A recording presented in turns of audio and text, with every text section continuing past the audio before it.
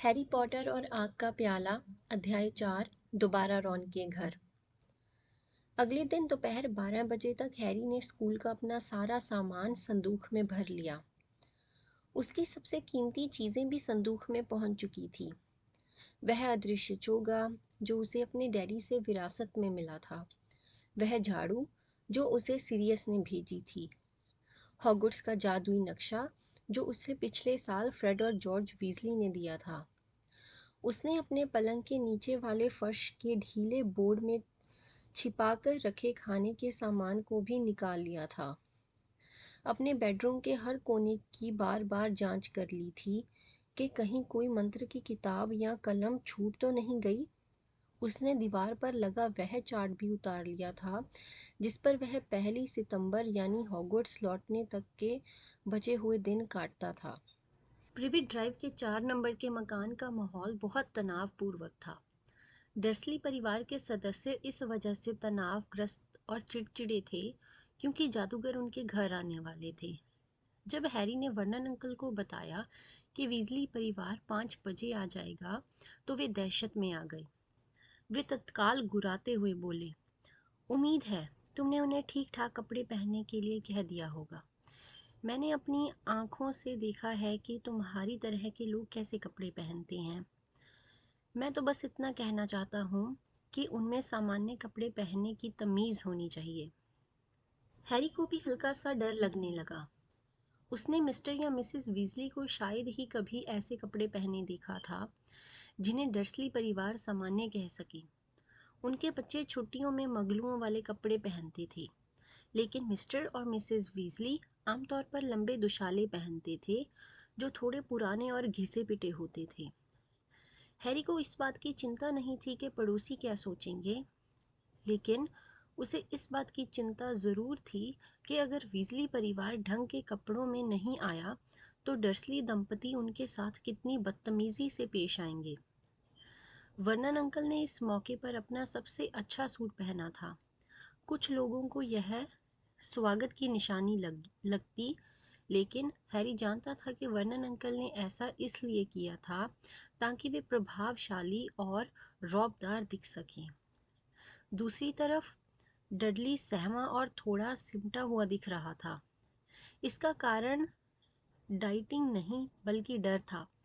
जब पिछली बार डडली एक वयस्क जादूगर के सामने पड़ा था तो उसके पैंट के नीचे से सूअर की पूंछ बाहर निकल आई थी। उस पूंछ को हटवाने के लिए पेटूनिया आंटी और वर्नन अंकल को लंदन के एक प्राइवेट अस्पताल में काफ़ी पैसे खर्च करने पड़े थे। इसलिए इसमें आश्चर्य की कोई बात नहीं थी कि डडली बार बार घबराहट से अपना हाथ अपने पुट्ठों पर रख रहा था और एक कमरे से दूसरे में जाते समय सीधे चलने के बजाय तिरछा चल रहा था ताकि दुश्मन उसकी जगह पर दोबारा वार न कर सके। लंच लगभग पूरी तरह खामोशी में हुआ। डडली ने खाने के समय भी कोई हल्ला नहीं मचाया, हालांकि लंच में सिर्फ कॉटेज चीज़ और सलाद ही था। पेटूनिया आंटी ने तो कुछ नहीं खाया। उनके हाथ बंधे और होंठ सिकुड़े हुए थे तथा वे अपनी जीभ चूस रही थीं, मानो गुस्से की उस बाढ़ को रोक रही हों जिसे वे हैरी की तरफ मोड़ना चाहती थीं। वर्नन अंकल ने टेबल के पार से गुजरते हुए पूछा, वे लोग कार से आएंगे, है ना? हैरी बोला। उसने इस बारे में तो सोचा ही नहीं था। विज़ली परिवार के सदस्य उसे लेने कैसे आएंगे?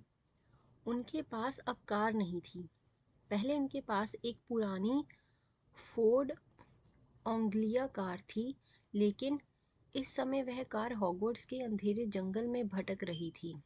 वैसे पिछले साल उन्हें स्टेशन छोड़ने के लिए मिस्टर वीजली ने जादू मंत्रालय की कार उधार ले ली थी। शायद आज भी वे ऐसा ही कर लें, हैरी ने कहा। ऐसा ही लगता है।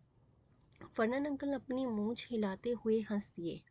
आमतौर पर वर्नन अंकल यह पूछते कि मिस्टर वीजली के पास कौन सी कार है। वे लोगों का मूल्यांकन इस बात से करते थे कि उनकी कारें कितनी बड़ी और महंगी हैं।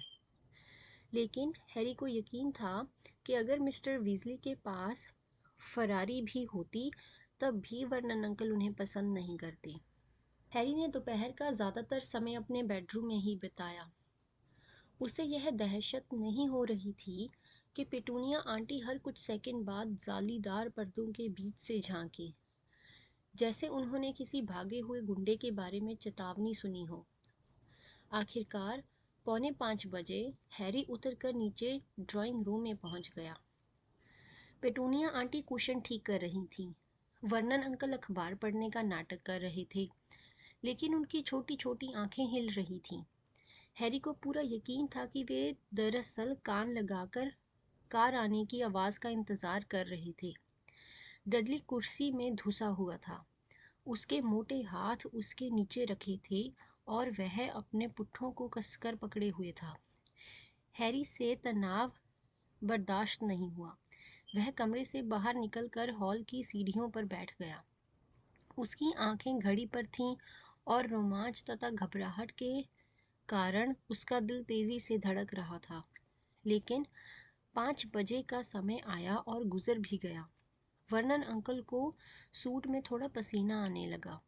उन्होंने सामने वाला दरवाज़ा खोलकर बाहर सड़क पर झांका, फिर अपना सिर तेजी से अंदर कर लिया। उन्होंने हैरी से गुर्राह कर कहा, उन्हें देर हो गई। मैं जानता हूँ, हैरी बोला। शायद ट्रैफिक में फंस गए होंगे या ऐसी ही कोई और बात हुई होगी। 5:10, फिर 5:15। अब हैरी को भी चिंता होने लगी थी। 5:30 उसे ड्राइंग रूम में वर्नन अंकल और पेटूनिया आंटी की तनाव भरी आवाज़ें सुनाई दी। ज़रा भी परवाह नहीं है। अगर हमें कोई और काम होता, शायद वे सोच रहे होंगे कि अगर वे देर से आएंगे तो हम उन्हें डिनर के लिए रोक लेंगे। वर्नन अंकल बोले, हम उन्हें हरगिज़ नहीं रोकेंगे। उनकी आवाज़ से हैरी को लगा कि वे ड्राइंग रूम में बेचैनी से टहलने लगे थे। वे लड़के को लेकर तत्काल यहाँ से दफ़ा हो जाएं। बशर्ते वे आ रहे हों।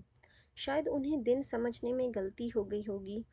मुझे लगता है उन जैसे लोगों को समय पर काम करने की आदत ही नहीं होती होगी। या तो यह बात होगी या फिर उनकी खटारा का रास्ते में टैं बोल गई होगी। आउच! हैरी उछल पड़ा। ड्राइंग रूम के दरवाजे की दूसरी तरफ से डर्सली परिवार के दहशत में भागने की आवाज़ें आ रही थी। अगले ही पल डडली दौड़ता हुआ हॉल में आया। वह बहुत आतंकित लग रहा था। क्या हुआ? हैरी ने पूछा। आखिर मामला क्या है? लेकिन डडली के मुंह से शब्द ही नहीं निकल रहे थे। उसके हाथ अब भी अपने पुट्ठों पर थे और वह तेज़ी से भागता हुआ किचन में चला गया। हैरी जल्दी से ड्राइंग रूम में पहुंचा। डर्सली परिवार की बंद अंगीठी के पीछे से ज़ोरदार धमाकों और खरोंचने की आवाज़ें आ रही थीं। यह अंगीठी इसलिए बंद करवाई गई थी ताकि इसके सामने बिजली की अंगीठी लगवाई जा सके। क्या हो रहा है? पेटूनिया आंटी ने हांफते हुए कहा। वे दीवार से टिककर अंगीठी की तरफ दहशत से घूर रही थीं। क्या हो रहा है वर्नन? लेकिन पल भर में ही उन्हें अपने सवाल का जवाब मिल गया। बंद अंगीठी के भीतर से उन्हें कुछ आवाज़ें सुनाई दी। आउच! नहीं फ्रेड, वापस लौट जाओ, वापस लौट जाओ, कोई गलती हो गई है। जॉर्ज को मना कर दो कि वह यहाँ ना आए। आउच! जॉर्ज, नहीं, यहाँ जगह नहीं है। जल्दी से लौट जाओ और रॉन को बता दो। शायद हैरी को हमारी आवाज़ सुनाई दे जाएगी। डैडी, शायद वह हमें बाहर निकाल सकता हो। बिजली की अंगीठी के पीछे के पट्टियों पर मुक्कों की तेज़ आवाज़ें सुनाई दी। हैरी, हैरी, क्या तुम्हें हमारी आवाज़ सुनाई दे रही है?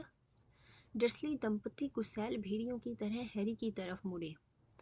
यह क्या है? वर्नन अंकल गरजे। यह क्या हो रहा है? वे यहाँ छू पाउडर से आए हैं, हैरी बोला, जिसकी हंसने की बहुत इच्छा हो रही थी। वे आग से यात्रा कर सकते हैं? दिक्कत सिर्फ इतनी है कि आपने अंगीठी बंद करवा दी है। ज़रा ठहरें। वह अंगीठी के पास गया और पट्टियों के पास जाकर बोला, मिस्टर वीज़ली, क्या आपको मेरी आवाज़ सुनाई दे रही है? मुक्कों की आवाज़ बंद हो गई। अंदर से कोई बोला, श्श, मिस्टर वीजली, मैं हैरी हूँ। अंगीठी बंद है, आप बाहर नहीं निकल पाएंगे। ओह, मिस्टर वीजली की आवाज़ आई। आखिर कोई अंगीठी को बंद क्यों करेगा? हैरी ने समझाया, उनके पास बिजली वाली अंगीठी है। सचमुच? मिस्टर वीजली ने रोमांचित आवाज़ में कहा। तुमने क्या कहा वीजली? प्लग वाली? वाह, मुझे वह अंगीठी देखनी होगी। ज़रा सोचते हैं। Ouch, Ron! अब बाकी सबके साथ रॉन की आवाज़ भी आने लगी। हम यहाँ बंद क्यों हैं? क्या कोई गड़बड़ हो गई है? अरे नहीं रॉन, फ्रेड बहुत व्यंग्यात्मक आवाज़ में बोला। हम यही तो पूछना चाहते हैं। हाँ, हमें यहाँ बहुत मज़ा आ रहा है, जॉर्ज बोला, जिसकी आवाज़ थोड़ी दबी हुई लग रही थी, जैसे वह दीवार से टिककर खड़ा हुआ हो।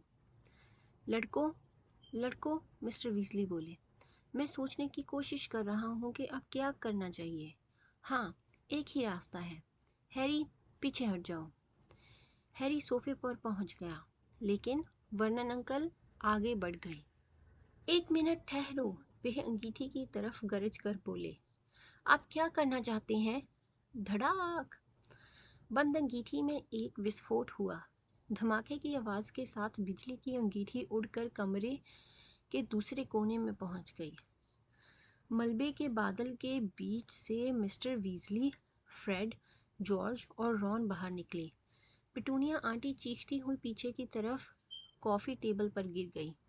वर्नन अंकल ने उन्हें फर्श पर गिरने से पहले ही थाम लिया और वे स्तंभ से लाल बालों वाले वीजली परिवार को घूर कर देखते रहे। जुड़वा भाई होने के कारण फ्रेड और जॉर्ज के तो बाल ही नहीं, चकत्ते भी एक जैसे थे। अब ठीक है, मिस्टर वीजली अपने लंबे हरे दुशाले से धूल साफ करते हुए और अपने चश्मे को सीधा करते हुए बोले, आह, आप हैरी के अंकल आंटी होंगे। लंबे, दुबले और गंजे हो रहे मिस्टर वीजली हाथ फैलाकर वर्नन अंकल की तरफ बढ़े, लेकिन वर्नन अंकल कई कदम पीछे हट गए और अपने साथ पिटूनिया आंटी को भी खींच लिया। वर्नन अंकल इतने स्तब्ध थे कि उनके मुंह से शब्द ही नहीं निकल रहे थे। सफ़ेद धूल ने उनके सबसे अच्छे सूट को बर्बाद कर दिया था। उनके बाल और मूछ भी धूल से ढंके हुए थे। इस वक्त वे 30 साल ज़्यादा बूढ़ी लग रही थी। हाँ, इसके बारे में माफ़ करना, मिस्टर वीजली ने अपना हाथ नीचे करते हुए और टूटी हुई अंगीठी की तरफ मुड़कर देखते हुए कहा। सब मेरी गलती है। मुझे अंदाज़ा ही नहीं था कि हम दूसरे सिरे पर बाहर नहीं निकल पाएंगे। हैरी को ले जाने के लिए मैंने आपकी अंगीठी को आज शाम छू नेटवर्क से जुड़वा दिया था, सिर्फ एक दिन के लिए। वैसे मगलों की अंगीठियों को नेटवर्क से जोड़ना गैर कानूनी है, लेकिन छू नियामक समिति में मेरी पहचान का एक जादूगर है जिसने मेरे लिए यह काम कर दिया। मैं इसे पल भर में ठीक कर सकता हूँ, इसलिए आप इसकी चिंता न करें। मैं आग जलाकर पहले लड़कों को भेज दूंगा और फिर अंतर ध्यान होने से पहले आपकी अंगीठी ठीक कर दूंगा। हैरी शर्त लगाने को तैयार था कि डर्सली परिवार को मिस्टर वीजली की बातें बिल्कुल भी पल्ले नहीं पड़ रही थीं। वे अब भी मिस्टर वीजली को घूरे जा रहे थे। पिटूनिया आंटी दोबारा सीधी खड़ी हुई और वर्नन अंकल के पीछे छिप गई। हेलो हैरी, मिस्टर वीजली उत्साह से बोले, तुम्हारा संदूक तैयार है? हैरी ने मुस्कुराते हुए कहा, ऊपर रखा है। संदूक हम ले आते हैं, फ्रेड ने तत्काल कहा। फ्रेड और जॉर्ज हैरी को आंख मारते हुए कमरे से बाहर चले गए। वे जानते थे कि हैरी का बेडरूम कहाँ है, क्योंकि उन्होंने एक बार उसे आधी रात को वहाँ से निकाला था। हैरी को लगा कि फ्रेड और जॉर्ज डडली को देखना चाहते होंगे। उन्होंने हैरी से उसके बारे में काफ़ी कुछ सुन रखा था। अच्छा, मिस्टर वीजली ने अपने हाथों को थोड़ा लहराते हुए कहा और बहुत बुरी तरह छाई खामोशी को तोड़ने की कोशिश की। बहुत बहुत ही अच्छी जगह है। आमतौर पर बेदाग दिखने वाला ड्राइंग रूम इस वक्त धूल और ईंट के टुकड़ों से ढका हुआ था, इसलिए डर्सली परिवार को यह वाक्य सुनकर अच्छा नहीं लगा। वर्नन अंकल का चेहरा एक बार फिर बैंगनी हो गया और पेटूनिया आंटी दोबारा अपनी जीभ चूसने लगी। बहरहाल वे लोग इतने ज़्यादा डरे हुए थे कि उनकी बोलती बंद हो गई थी।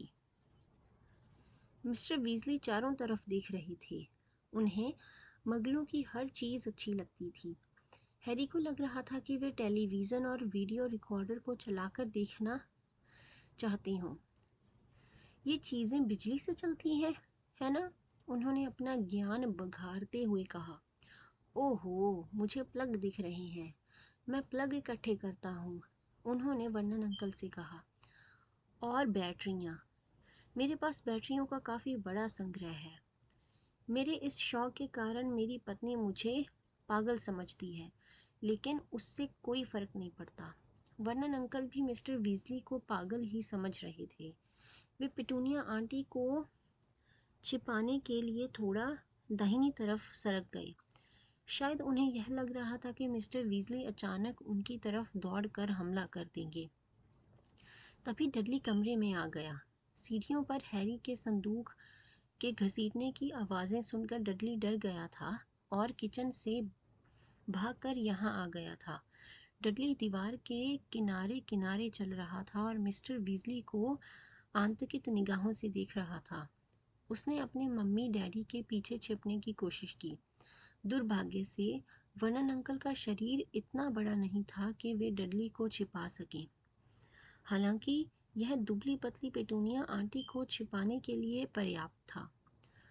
आह हैरी, यह तुम्हारा मौसेरा भाई है ना? मिस्टर वीजली ने बातचीत करने का एक और वीरतापूर्वक प्रयास किया।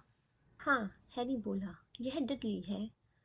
उसकी और रॉन की नज़रें मिली।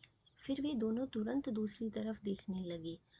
दोनों की हंसने की बड़ी इच्छा हो रही थी। डडली अब भी अपने पुट्ठे पकड़े हुए था, मानो उसे उनके गिर जाने का डर हो। बहरहाल मिस्टर वीजली डडली के अजीब व्यवहार को देखकर बहुत चिंतित हो गए। जब वे दोबारा बोले तो हैरी को उनकी आवाज़ से लगा कि वे डडली को भी उतना ही पागल समझ रहे थे जितना कि डर्सली परिवार उन्हें समझ रहा था। फ़र्क सिर्फ इतना था कि मिस्टर वीजली के मन में डर नहीं बल्कि सहानुभूति की भावना थी। उन्होंने दयालुता से कहा, छुट्टियां अच्छी बीत रही हैं डडली? डडली ने हल्की सी आवाज़ निकालते हुए अपने मोटे पुट्ठों को और कसकर पकड़ लिया।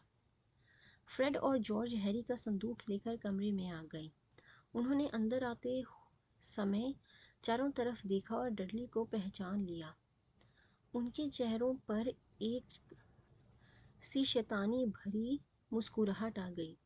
ठीक है, मिस्टर वीजली बोले, तो फिर आग जला लेते हैं। उन्होंने अपने दुशाले की आस्तीनें ऊपर चढ़ाई और अपनी छड़ी बाहर निकाली। हैरी ने देखा कि पूरा डर्सली परिवार एक साथ पीछे हटकर दीवार से चिपक गया। प्रज्वलन, मिस्टर वीजली ने अपनी छड़ी दीवार के छेद की तरफ करते हुए कहा। अंगीठी में तत्काल लपटें उठने लगी। वे इतनी ऊंची उठ रही थी जैसे कई घंटों से जल रही हों। मिस्टर वीजली ने अपनी जेब से एक छोटी सी थैली बाहर निकाली, उसके अंदर से चुटकी भर पाउडर निकाला और उसे लपटों में फेंक दिया, जो पहले से ज़्यादा ऊंची और हरी हो गई। मिस्टर वीजली बोले, फ्रेड, पहले तुम जाओ। जा रहा हूँ, फ्रेड ने कहा। अरे नहीं, ज़रा ठहरिए। फ्रेड की जेब से टॉफ़ियों की थैली निकलकर बाहर गिर गई और हर दिशा में टॉफ़ियाँ फैल गईं। मोटी मोटी टॉफ़ियाँ जो बहुत चमकदार पन्नियों में लिपटी हुई थी। फ्रेड ने चारों तरफ घूमकर टॉफ़ियाँ बटोरी और उन्हें जेब में भरकर डर्सली परिवार की तरफ खुशी से हाथ हिलाए। इसके बाद वह सीधे आग में चला गया और बोला, घर। पेटूनिया आंटी के मुंह से कांपती हुई आह निकल गई। साएं की आवाज़ के साथ फ्रेड गायब हो गया। जॉर्ज, अब तुम जाओ, मिस्टर वीजली बोले, और संदूक भी ले जाना। हैरी ने संदूक को अंगीठी तक ले जाने में जॉर्ज की मदद की और उसे उसके छोर पर टिका दिया ताकि जॉर्ज उसे आसानी से पकड़ सके। फिर जॉर्ज चिल्लाया, घर, और वह भी गायब हो गया। मिस्टर वीजली बोले, रॉन, अब तुम। मिलते हैं, रॉन ने डर्सली परिवार से उत्साह से कहा। वह हैरी की तरफ देखकर मुस्कुराया और आग में खड़े होकर चिल्लाया, घर! वह भी गायब हो गया। अब सिर्फ हैरी और मिस्टर वीजली ही बचे थे। अच्छा, बाय बाय, हैरी ने डर्सली परिवार से कहा। उन्होंने कोई जवाब नहीं दिया। हैरी आग की तरफ बढ़ा, लेकिन जैसे ही वह अंगीठी के पास पहुंचा, मिस्टर वीजली ने अपना हाथ बढ़ाकर उसे रोक दिया। वे डर्सली परिवार की तरफ हैरानी से देख रहे थे। हैरी ने आप लोगों से गुड बाय की है, उन्होंने कहा। क्या आप लोगों को उसकी बात सुनाई नहीं दी? इससे कोई फर्क नहीं पड़ता, हैरी ने मिस्टर वीजली से बुदबुदाकर कहा। सच्ची, मुझे इसकी ज़रा भी परवाह नहीं है। मिस्टर वीजली ने अपना हाथ हैरी के कंधे से नहीं हटाया। आप लोग अपने भतीजे से अब अगली गर्मियों तक नहीं मिल पाएंगे, उन्होंने वर्नन अंकल से थोड़ा चिढ़कर कहा।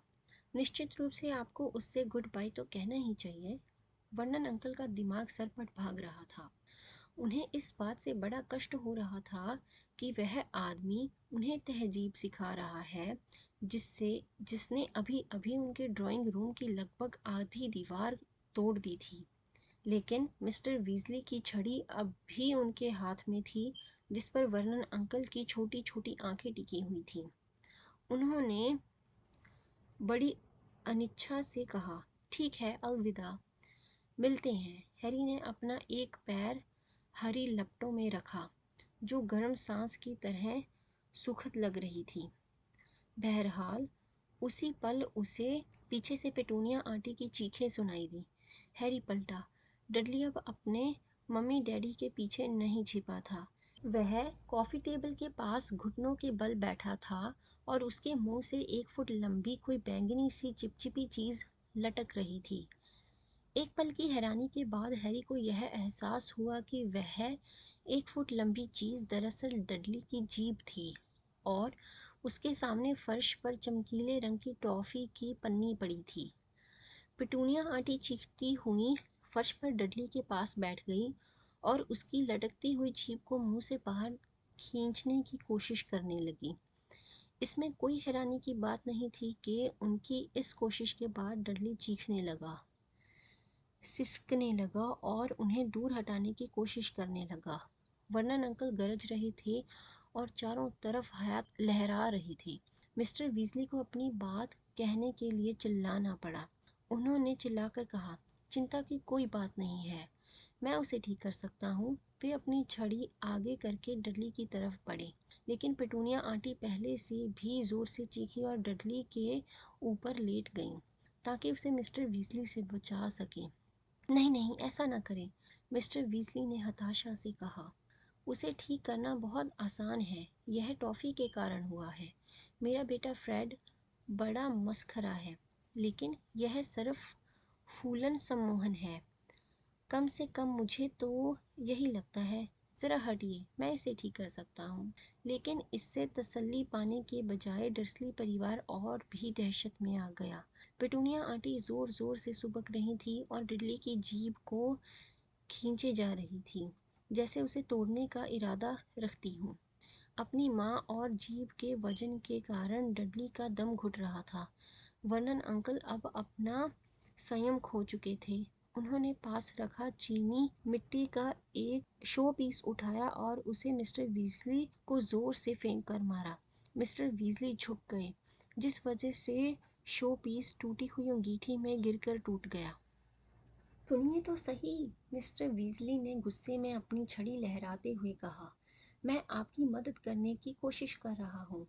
घायल दयारी घोड़े की तरह चिंघियाते हुए वर्नन अंकल ने एक और शो पीस उठा लिया। हैरी, जाओ, जल्दी जाओ, मिस्टर वीजली अपनी छड़ी वर्नन अंकल की तरफ घुमाते हुए चिल्लाए। मैं इसे सुलझा लूँगा। हैरी इस मज़ेदार दृश्य को देखना चाहता था, लेकिन वर्नन अंकल का फेंका दूसरा शो पीस उसके बाएं कान के बहुत पास से गुजर गया। इसलिए उसने सोचा सबसे अच्छा यही रहेगा कि वह मिस्टर वीजली को ही स्थिति संभालने दे। वह आग में गया और मुड़कर पीछे देखते हुए बोला, रॉन का घर। उसने ड्राइंग रूम का जो आखिरी दृश्य देखा वह यह था कि मिस्टर वीजली ने वर्नन अंकल के हाथ के तीसरे शो पीस को अपनी छड़ी से उड़ा दिया था।